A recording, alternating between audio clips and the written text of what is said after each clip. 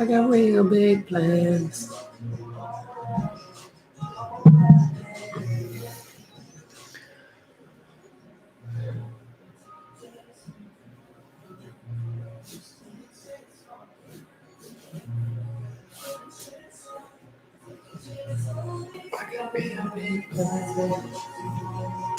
All right, guys, as you are signing in to this live stream today, I need you to think about something you have in your house that's fairly heavy, that you could use essentially like a dumbbell, kettlebell situation, that you can substitute if you don't own something like that in your own home. So if you don't have that right now, go ahead and look for something that you could use today. We're going to basically use it on some rows.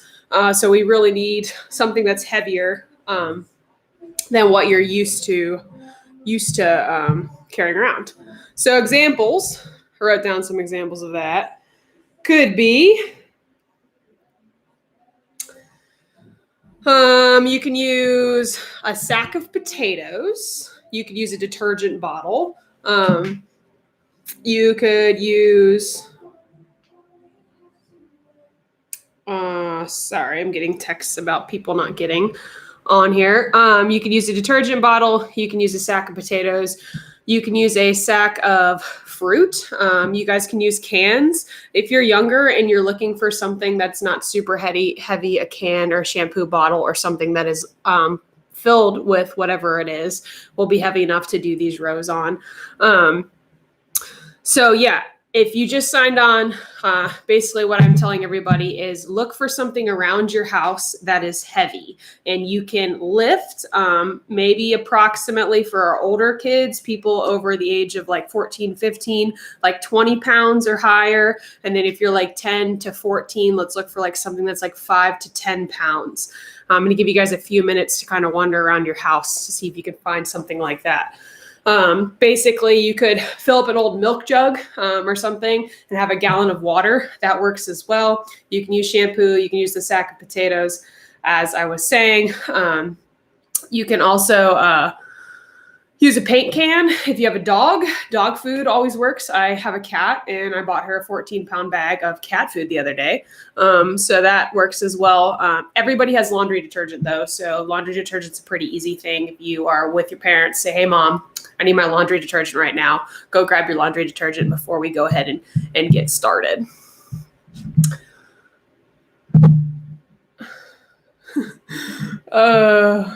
Skylar. So I have a bunch of people like that are texting me at the current moment right now, and I don't think it is possible.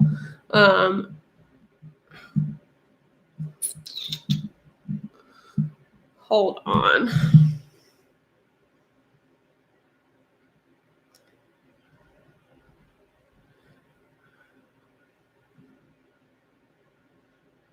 Okay. So basically what we're going to be doing today is we have 3 different parts. We have a warm-up / mobility part, and then we have some upper body work, lower body work, and then heart rate jack. So the goal of me doing these with you guys is to give you basically an outline of a workout that you can do. And you can actually do this again if you wanted to make it a full hour. So what we're going to do is work on warming up, getting the body warm, keeping the flexibility and mobility that we need for swimming. And then from there, doing some strength work on our upper body and our lower body so we don't lose our baseline strength. And then at the very, very end, let's get our heart rates up so we are moving and grooving and ready to go when we get back into the water. So basically, if everybody is ready and has something heavy, we'll go ahead and get started. So my setup, so you guys can see, is I have a huge space of floor here. I have some resistance bands in the corner, which I will be using. Not today, though. I just wanted to let you guys know that if you can get resistance bands, it will actually help for future workouts. But I wanted to give you guys a chance to actually get some equipment so you could use it when we do that in the future. So I use crossover symmetry. I love crossover symmetry. It doesn't matter what kind of bands that you have as long as they give you some sort of resistance, and then you'd want to attach it to a wall or a door similar to what I have. Also, I have some other things laid out on my couch. I have a little pair of dumbbells. It's actually a 2-pound dumbbell and a 3-pound dumbbell. I have them here just because I have some shoulder pain myself, and so I have to do exercises every day to keep this shoulder healthy. I also have a little bouncing ball thing. I use that sometimes for general ankle stability. I have a yoga block, and then I have these hip bands, which are pretty cool, and they come from Crossover Symmetry. They're called Halo hips, and what you do is you can take them and bring them up and put them around your hips here as you are doing different movements. So once again, none of this equipment is required. We can still do all the movements without the equipment, but depending on how long this actual kind of social distancing and pandemic goes on, it actually might be worth the investment for you guys to get some of this stuff. I also have a foam roller. I'm a big fan of foam rolling. If you don't own a foam roller, great investment. It will pay off in dividends later in life. And then obviously got my trusty water bottle, and a tennis ball is always a good thing to roll out on. So if you have none of that or you have all of that, that is okay. But the more stuff that you have, the little bit more exciting you can make these workouts be. Also, like a yoga mat, or like right here, I have a rug, is a good thing to have versus just making all these exercises happen on a hard floor. And I have hardwood floors, as you can see. So if you have a spot and you have something heavy and you have a water bottle today, that's all you're going to need. So what I'm going to do is I'm going to tell you guys what we're about to do, and then I'm going to go through it, and you can either watch me or you can do it coincidingly or you can do it afterwards. And then in the comments of this video, I'll put down exactly what we did. So that way, if you guys want to redo it again after the live stream is over, you can just click on that and you have your programming for the day. Caveat, I just got a hairless cat. I've never done something like this in my house with her around. So if you see a random creature walking through the frame, that is Ava, and Ava is here to stay. So we'll see how this goes with Ava. Also, I'm going to do some music in the background because I don't really like working out to silence. Big fan of Justin Bieber. So for any of you guys who are not Bieber fans, I apologize in advance, but that's really what the music selection is going to be today. So go ahead and find a spot down on the ground. The very, very first movement that we're going to do involves some jumping jacks.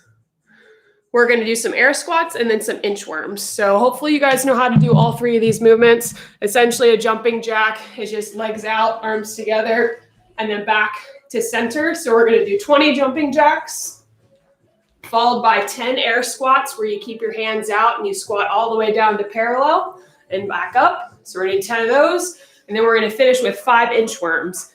An inchworm is a hamstring stretch. So you go down to the ground with your legs straight. You walk your hands out as far as you can, out to a plank, and then you go back up to that hamstring stretch. So we are going to go through this 3 times. So go ahead and get started. You have 20 jumping jacks, 10 hair squats, and then 5 inchworms. 20, 10, 5. I will go ahead and get started.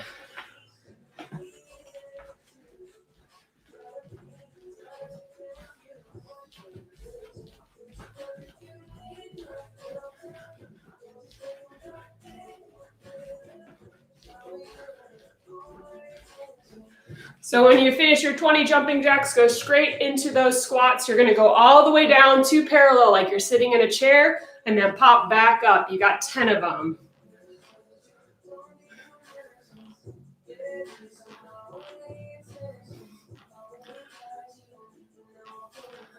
Good. And then from there, go straight into your inchworm. So once again, keep those legs straight. Walk all the way out to the top of a plank. Hold that for a second. And then back up to starting position. You have 5 of them.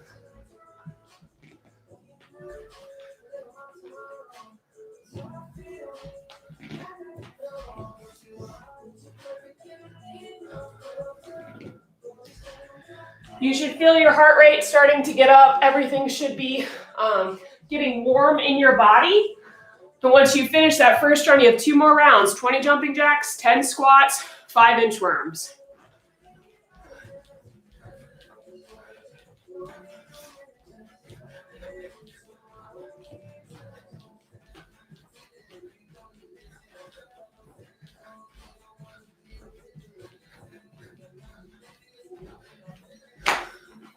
Ooh.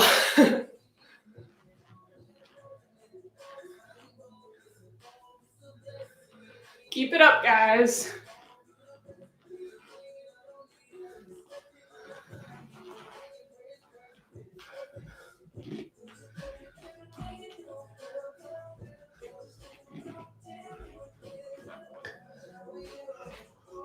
Try to make sure that you're getting your butt down on the inchworm. So at the very top of that plank, make sure your butt is not up here, but down in line with your body.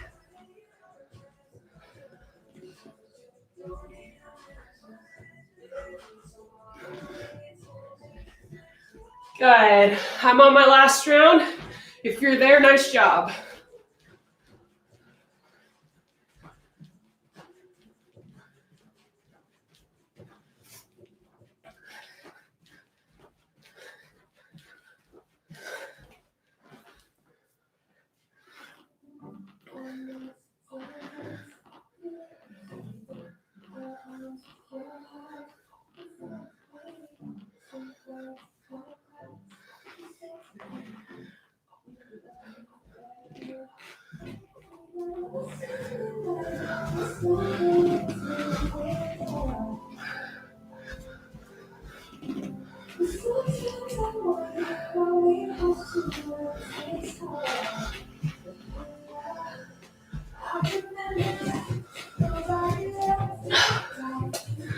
Good, nice job. When you finish the warm up, you can grab your water, take a quick drink before we go into some mobility work.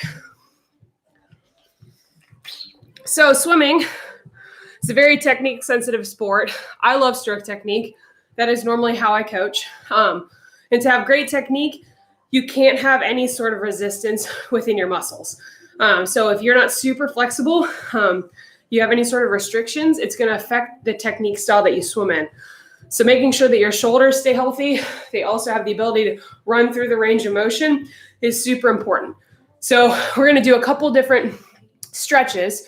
The first one we're going to do is just downward dog in yoga. So what you're going to do is you're going to take your hands basically up to that top of a push-up position that you were in. So you want your hands right below your shoulders, and then you want your toes right below your ankles. You're at this nice, basically tabletop position. And then from there, you shift your hips back into downward dog.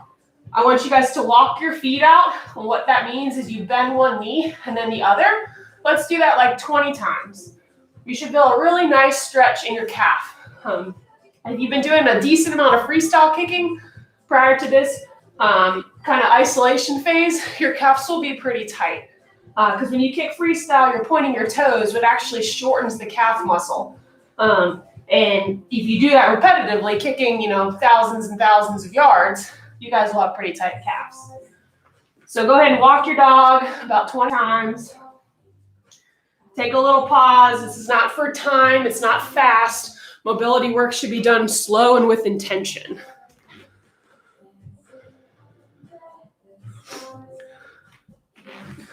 Good. When you finish 20 downward dog walks, what you're going to do is stay in that position, but you're going to kick your right leg up to the sky. Okay, so you're in a three-legged dog. And then from there, you're going to bend the knee and open up the hip. This is a hip opener, but in a downward dog position. If any of my kids are here from Triton and you want to flip your dogs, go ahead and flip your dogs.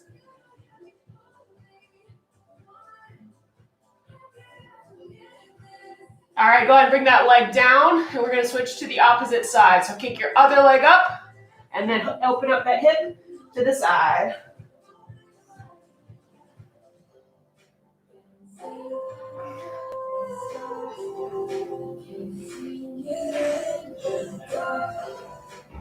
Good. Next position that we're going to go into is Camel Pose. So Camel Pose, you want your shoulders above your hips above your knees, so you have a straight line. Your feet are going to be out. And what you're going to do is you're going to reach behind you as far as you can go, reaching for the tops of your shoes. If you can do camel fully, means that you have a really nice open chest. I can only do one arm at a time. But if you are pretty flexible, you're actually able to grab both of your hands to your feet and really open the front side of your body. So if you're like me, who's fairly tight in the front, we're going to do one side and we're going to hold that for 10 seconds.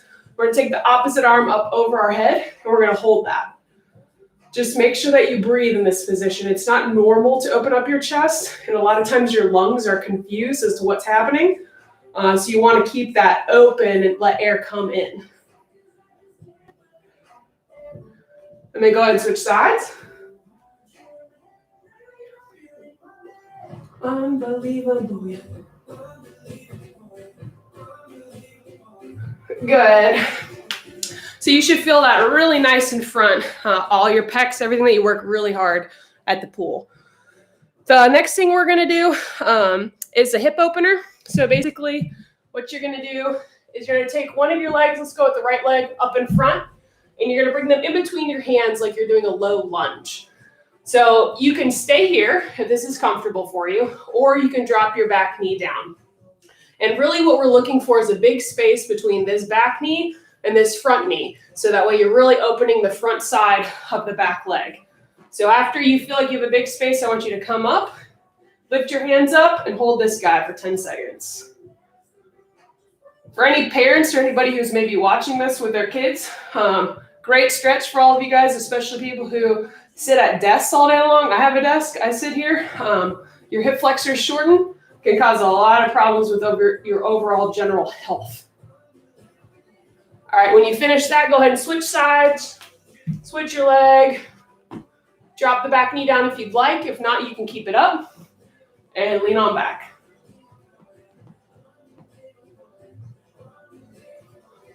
Unbelievable, yeah. Unbelievable, yeah. Good. So the next stretch we're going to do is actually a stretch for your shoulders. I call it the sleeper stretch. You're going to lay on one side. It doesn't matter which side first. And you're going to lay with your elbow directly out from your shoulder. So the goal is to have a 90-degree bend here within the body. You don't want the elbow too high. You also don't want the elbow too low. You don't want to be rolled off of your elbow. And you also don't want to be rolled forward on top of it. So nice 90-degree bend, almost like you have a square from here on up to the body. You're going to take your opposite hand. You're going to go behind that arm. And you're going to push down as far as it will go. I'm the perfect example of someone who doesn't have a lot of internal rotation. A normal person who doesn't do a lot of overhead movements will be able to push the hand all the way down to the ground in this position. I've swam obviously my whole life that my arm does not do that. So this stretch for me is something that I have to do every single day for my shoulder health. Otherwise, my arm just doesn't actually go up above my head. And I have a difference in my right versus my left, which I'll let you guys see for comparison purposes. So go ahead and hold that for like 20 seconds. If you've been holding it, you can stop. And once you stop, you really just want to let that arm kind of windshield wiper back and forth, open up. You might have some crunchies in there, some things that are kind of grinding on top of each other. That is okay. That's resistance from your tendons. If you have any sort of sharp pains or anything, that's not a good sign in any of this. That you'd want to stop and to seek some medical attention. Let's go ahead and do that one more time. So go ahead and take your hand on the back, push it down as far as it will go, and hold that for 20 seconds. And try to make sure that you're focusing on breathing. When you're doing mobility work, if you're not really thinking about your breath, your body doesn't fully relax, so you can't entirely stretch the area that we're looking to stretch.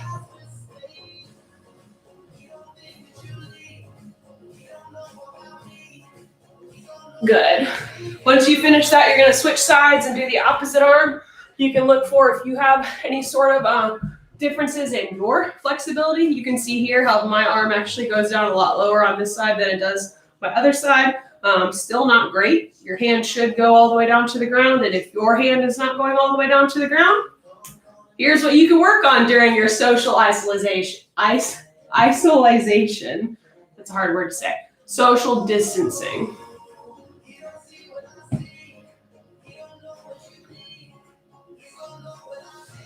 Good.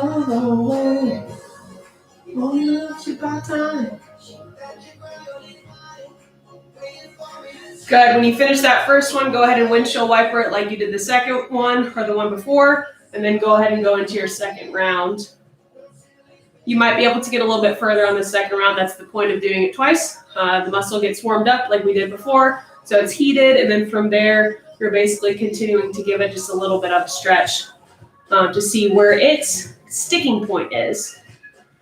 So with any sort of stretching, you don't want to overstretch. You never want to feel pain. You never want to induce any sort of trauma or hurt to the muscle. You just want to feel a little bit of uncomfortableness, but it's never to the point where you hit sharp pain and it's like, ow, something just happened, something just popped. That didn't feel good. So the very last pose we're going to do is some thoracic spine mobility. So thoracic spine mobility is basically, if you look at your spine, it's the upper part here. And if you've ever seen an older woman, maybe your grandparents have this, some people have a little bit of a hunched back. That's due to the fact that they don't have any thoracic spine mobility. And a lot of our generation, especially mine and our younger ones, spend a lot of time like this on your devices, which promotes tightening of that spine. And with swimming, we're constantly moving our head to the side for freestyle or up for breaststroke or butterfly. You need to have good mobility through the top of your spine to let your neck move in the directions that you want it to. So this is another great stretch to do while you're at home working on your thoracic spine mobility. So what you're gonna do is gonna come on all fours. You're gonna put your hips above your knees and your feet out. You're also gonna have your hands below your shoulders. Basically look like someone could eat off of your back. You're gonna take your right hand all the way up to the sky, open it up as far as you can go, and then you're gonna take that hand, you're gonna swoop it through, and you're gonna lay down on your head. You wanna hold this. You want to hold this position for about 10 seconds. So if you're there, go ahead and swoop down and hold that guy.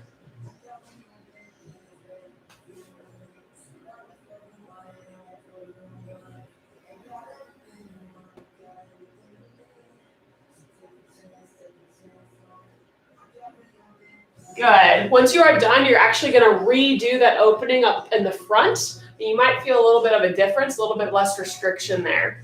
So same thing, go ahead and take the left hand up. As far as it will go, thread it through.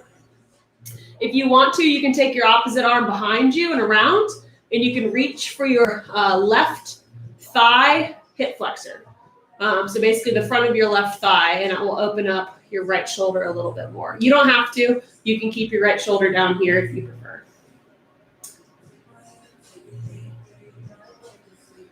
Good. All right, now that we've done all of our mobility, go ahead and shake everything out. Make sure you're feeling pretty good. Next part of our workout is going to be some upper body work. So this is where your heavier object is going to come in. So we're going to do 10 push-ups, just regular push-ups. From there, you're going to go into 10 rows, and that's going to be with your heavy object. I'll show you what those look like. And then we're going to finish with 10 shoulder taps. So for our push-ups today, we're going to do regular push-ups. You're going to have your hands below your shoulders. You're going to be up in your tabletop position. You're going to go all the way down to the ground, touch your chin down, and back up. So just like a regular push-up. If you are younger, under the age of 14, and you are not great with push-ups, you do more of this. Okay, you're going to take your knees to the ground, and we're going to work through that full range of motion, up and down. Okay? So those are what your push-ups look like. After your push-ups, we're going to go into some rows. So I'm going to use my band for the rows, but for people who have an actual object that is heavy, you're going to take your object and you're going to be back on the ground in a lunge position with your hand hanging down with that object as you are leaning forward. From there, you're going to row all the way up as high as you can go with your elbow up towards the sky, holding that object, and back down. So you have 10 of these on both arms. So it's 10 push-ups, 10 rows on both arms, followed by our shoulder taps. So shoulder taps are in a plank position. And what you do with these is you're back where you were starting with your push-ups. You want to keep your hips as still as possible. So sometimes it's better to actually take a wider stance with your legs. And you're going to bring your hand up, tap your shoulder, and back down. The goal is to try not to move like this as you are doing your shoulder taps. You want to keep everything still, engage your core, and let one arm come up, tap, and the other one come up, tap. We have 10 of those total. So 10 push-ups, 10 rows, 10 shoulder taps, 3 times. you guys can go ahead and get started. This should take you anywhere from 5 to 6 minutes. And after we finish that, we'll take a quick break and we'll go into some lower body work. So go ahead and get started on that. I will do the same on my end, and we will go from there.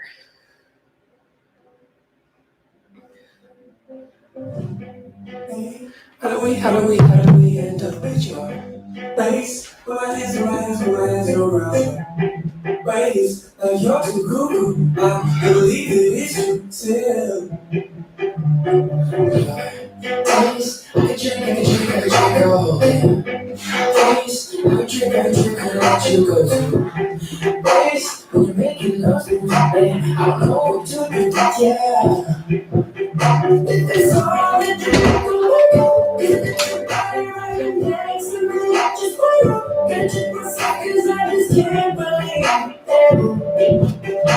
And you are your man, now you're feeling my bed. So go for time, guys. Go as fast as you can.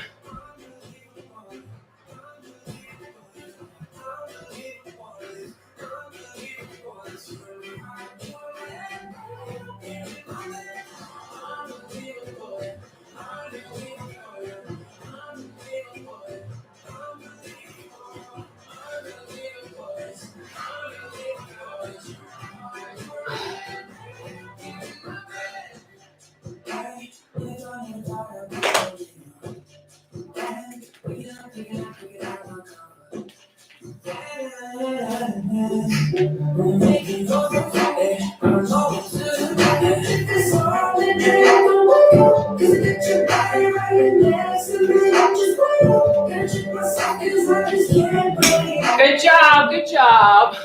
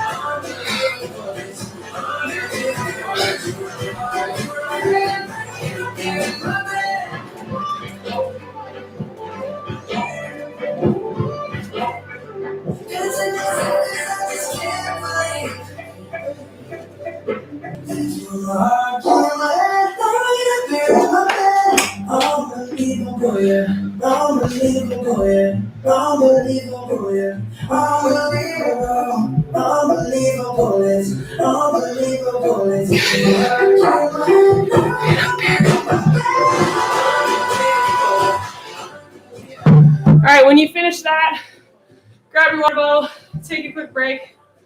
You should feel a nice burn in your upper body.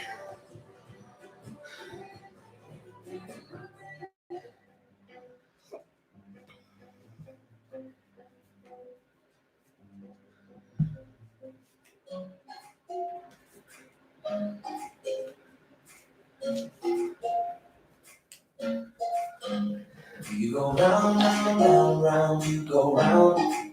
But it lets you down, down, down, down, it lets you down. Everybody knows the business in this town. Cause you can't help, you can't help. If you're finishing up, nice job. Keep it up. Make sure you really get through those shoulder taps well. You want to keep that body stabilized through your shoulder taps.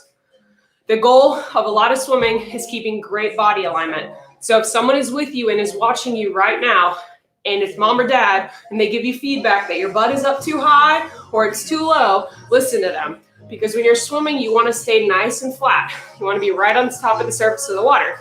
It's pretty much the whole goal of swimming, is to minimize resistance. So if you can't keep that position outside on land, it's going to be very hard to keep that position while you're in the water, which is great why this is an awesome opportunity for you guys to work on your dryland strength and conditioning, because it'll directly correlate to how fast you are when you get back in. So the fact that you're here right now, we have 50 people on this live stream right now, is amazing.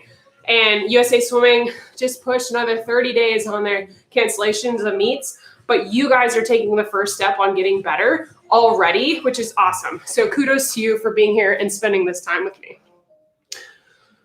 So the next thing we're going to do is some lower body work. We have 3 different exercises that you're going to do again. This time it's all focusing on everything from the hips below.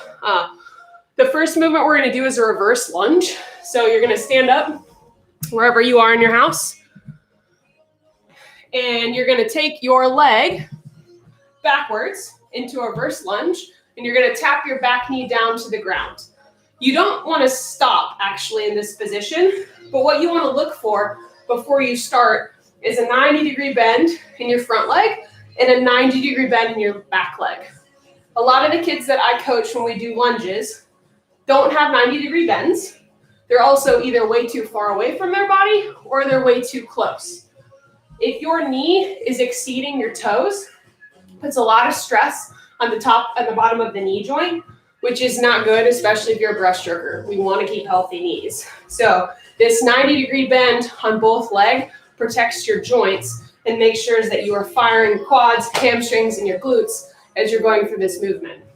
So once you've checked your position, it looks pretty good. We're going to add in a hop at the very end. So you're going to reverse lunge, tap that knee down, and you're going to bring that back leg forward, swing it forward, and you're going to jump.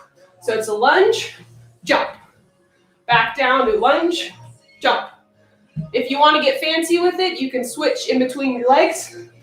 I like to dance. I take hip hop class, so I like to do different footwork things. But if you don't like it, you can do 5 on one side and then 5 on the other side. So you lunge, hop, switch, lunge, hop, switch, lunge, hop. Okay?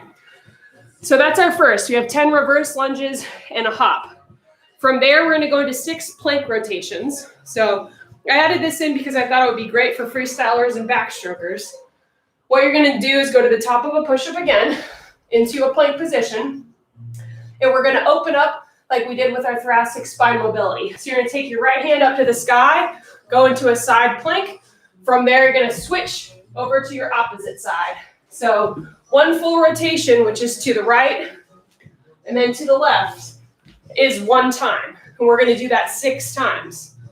So you got 10 reverse lunges plus a hop, followed by 6 plank rotations. And then we're going to finish it with 50 mountain climbers. So this is a little bit of our endurance work. I was trying to correlate how many kicks I think it would take a 25 freestyle into mountain climbers, because that's essentially what a mountain climber is working on freestyle kick. And I feel like there's probably a pretty large range depending on how old you are, how big your limbs are, and how fast you kick. But I felt like 50 was a safe bet for a 25 freestyle. So it might seem like a lot on land, but next time we're in the water, we can actually calculate how many kicks we're taking per 25. And I bet 50 is pretty darn close. So a mountain climber is still top of a push-up position. You're going to bring your knee up and you're going to switch. And you're going to switch before the other leg gets down to the ground. So it's very fast movement. And the goal here from that position, A, is to keep good body alignment, and B, to get your heart rate up. So I'm struggling to talk right now as I'm doing all this. You guys should be very much struggling because I want you to go this as fast as you can. And if I'm talking, that means my heart rate isn't that high because I'm still able to talk over the amount of oxygen that I'm getting. Ideally, if you can talk immediately after you're doing something when you're working out, it means that you haven't worked out hard enough because you're not in that much oxygen debt that you can still talk and expel air. So for me, I can work harder. And if that's you, make that adjustment. So we're going to do 10 reverse lunges plus a hop, followed by 6 plank rotations, followed by 50 mountain climbers 3 times. So go ahead, if you're ready, go ahead and get started.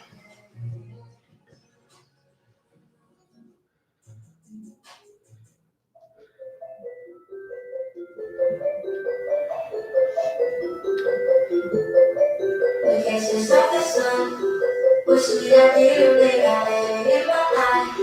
Now you decided to let your things on. Then I can never learn that from the what to say. Oh, not another word to start, la la. It goes around the world to start, la la. It's all around the world to start, la la. It goes around the world to start, la la.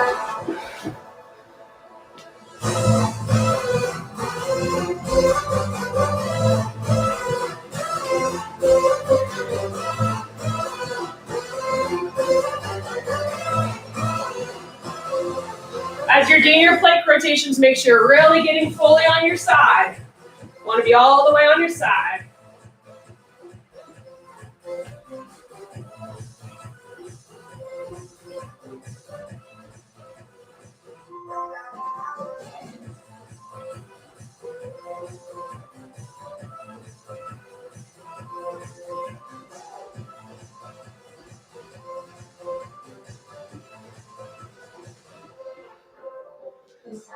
Whew. All right, set one done for me.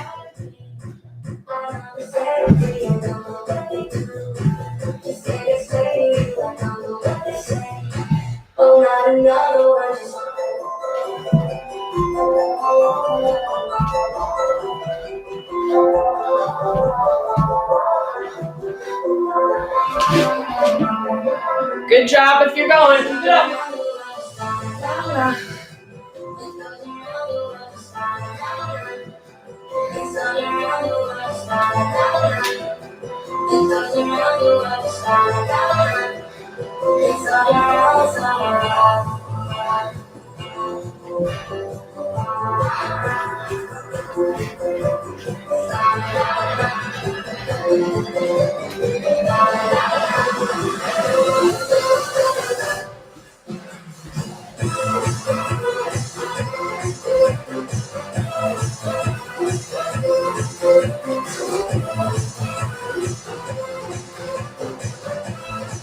All right, last round.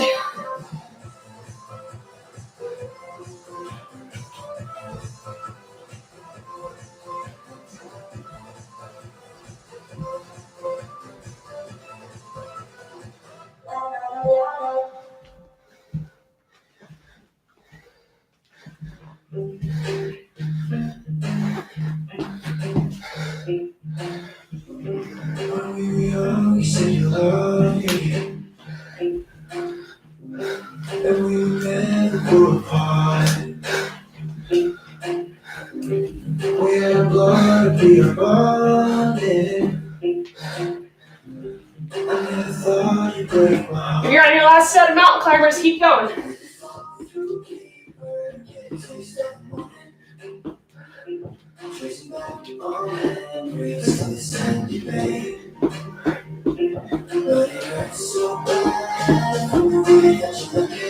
Good. When you finish that, go ahead and grab your water bottle and take a drink. We always had a good time.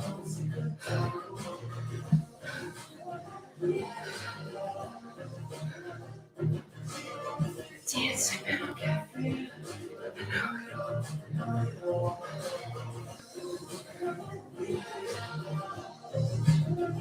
And hopefully you guys are sweating. I know that I am. So we're overtime, and I had a feeling we'd actually be overtime today because I had to do a little bit of intro, kind of show you guys the setup, give you a feel of what we're actually doing. But the very last component of this is going to be a HIIT component. So the HIIT component is basically like what we would do at practice when you're going into that long set after you've gotten a little bit tired. So it's threshold type training. Your heart rate should be up the entire time.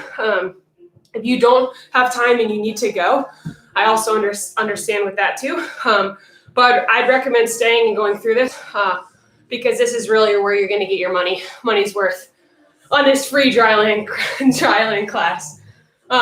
So what we're going to finish up with is burpees plus some lateral hops plus flutter kicks.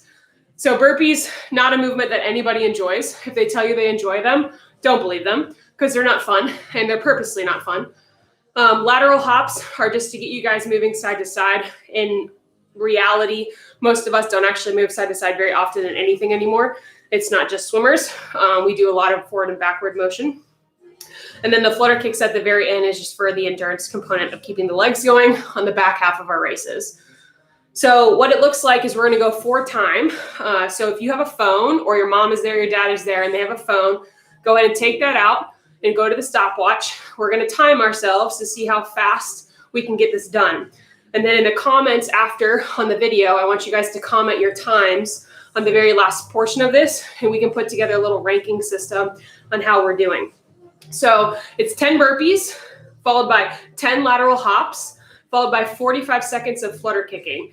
And because you have that stopwatch going, you can look to see whether when you're starting that flutter kick and then when you're supposed to end it. But it's going to be 4 rounds of that. So it's 10 burpees, 10 lateral hops, 45 seconds of flutter kicking.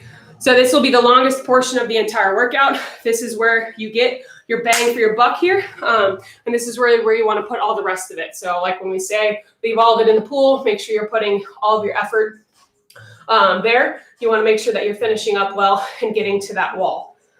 So when you're ready, you can go ahead and have your stopwatch go. Once again, it's going to be 10 burpees. So a burpee is starting from a standing up position to the top of a push-up. From there, you're going to hop up and then jump up. So it's a hop down, jump up, stand up. That is a full burpee. A lateral hop looks like this. You're going to stand on one leg, you're going to hop over to the other. It's pretty simple. You just want to kind of gauge your balance here. Make sure you're not hopping so far away that you lose balance. It should be a very quick movement. On this, one hop will be right and a left. So it's 1, 1, 2, 2, 3, 3, 4, 4, etc. And then 45 seconds of flutter kicks. Most of you guys, I'm sure, have done flutter kicks. But you're going to take your hands. You can put them under your bum if you would like. You're going to lay back, bring your feet up, and you are going to flutter kick for 45 seconds. So once you have all those exercises down, you're ready to go. Go ahead and get started. Click that stopwatch and go for time. And go ahead and kick some butte. I will do this with you guys as well. So 10 burpees, 10 lateral hops, 45 seconds of flutter kicking. When you are ready, go ahead and get started.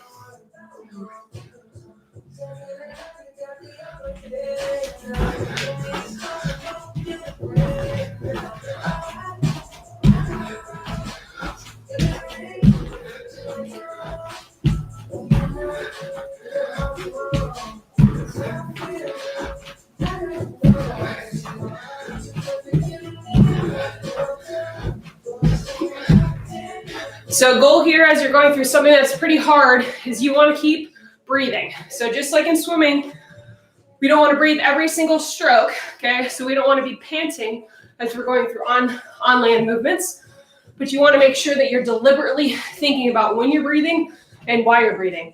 It's one of the main differences between on land movements and in the water movements, is in the water restricts when you can breathe, and right now I can breathe whenever I want.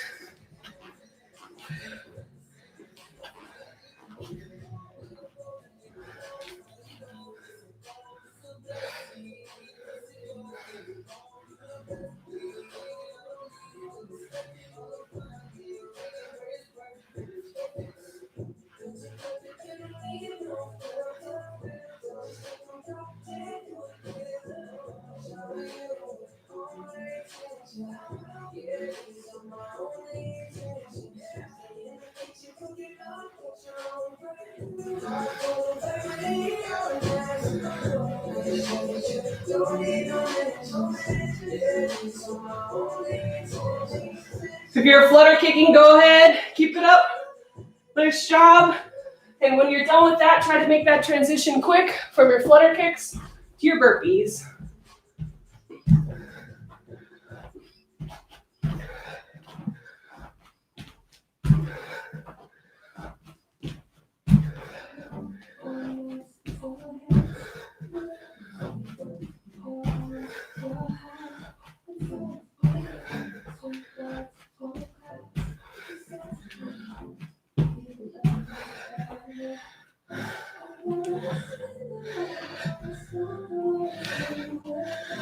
Good job. If you're going, keep it up, keep it up. This is not the fun part of training, but this is the part of training that makes everybody better.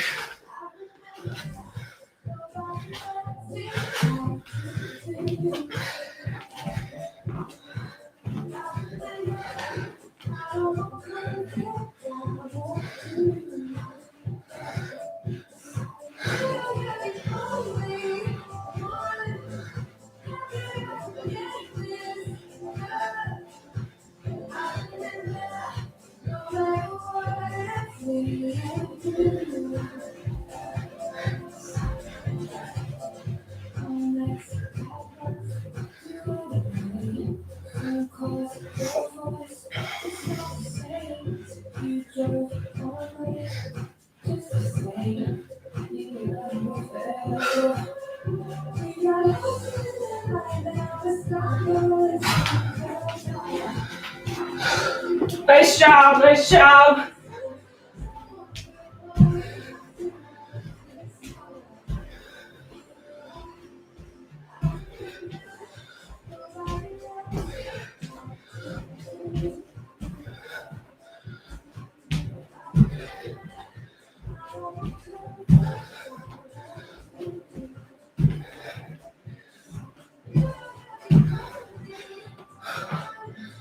The end is near.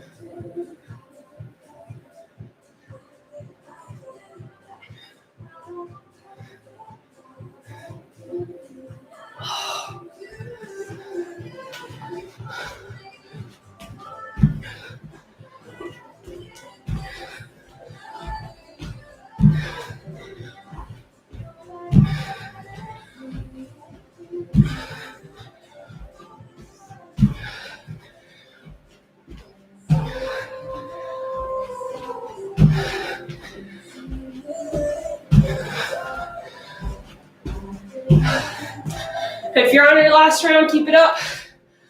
Good job. We are almost done. At least I'm on my last round.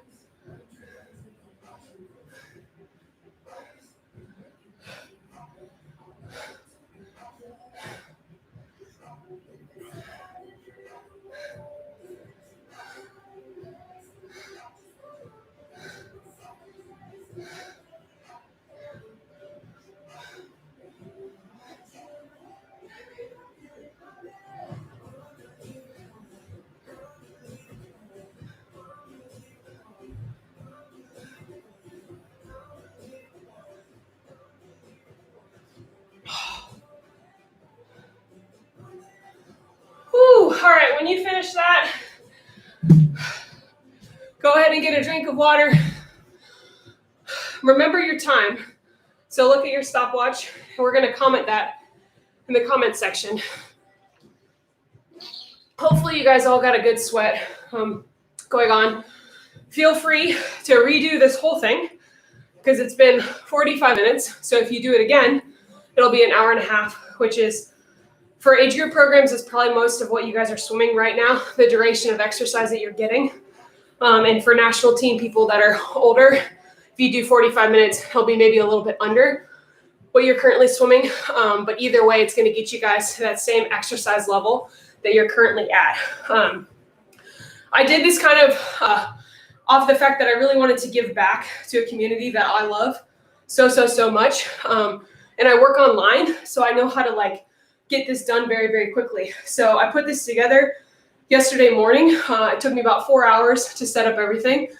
And I posted it out, and we have over 250 people that registered with this within a 12-hour time span. So it's just insane, and it is continuing to grow. So if you enjoyed what we're doing today, be sure to let me know. Comment on the video along with your time, what you liked, what you didn't like, things that can improve. I might switch if we get a lot of people to a paid service instead of using YouTube, which means that all of you guys can have cameras on too, depending on how you join, which would allow me to give you feedback versus me just being the only one that anyone can see. But with that, it's a membership site based service. So it's a little costly. And I wanted to see how much interest we had before I went and dove headfirst into that. But this is something you guys want to continue. Be sure to let me know things that we can improve or I can improve. And then from there, I'll try to implement them as best I can. I'd like to keep this free. There's a lot of people that are charging for Dryland services right now. And I don't really think that that's like the right thing to do because you're still paying team dues and other things for practices that are now canceled pretty much across the world. So I just want to give back to the people that I love and a community that's given me so much. So yeah, thanks for joining. I will write in the comments exactly what we just did so you guys can keep that. Please share with your friends, family, any other swimmers that you think would want to join us. But good job at being 50 eager people that want to keep their swimming career alive and they're taking the next step towards their swimming goals, which is doing whatever they can to stay in shape during a time that's an uncontrollable. So I'll be sure to check in with you guys tomorrow. I'll be back at 1:30 with another workout. Talk to you all soon.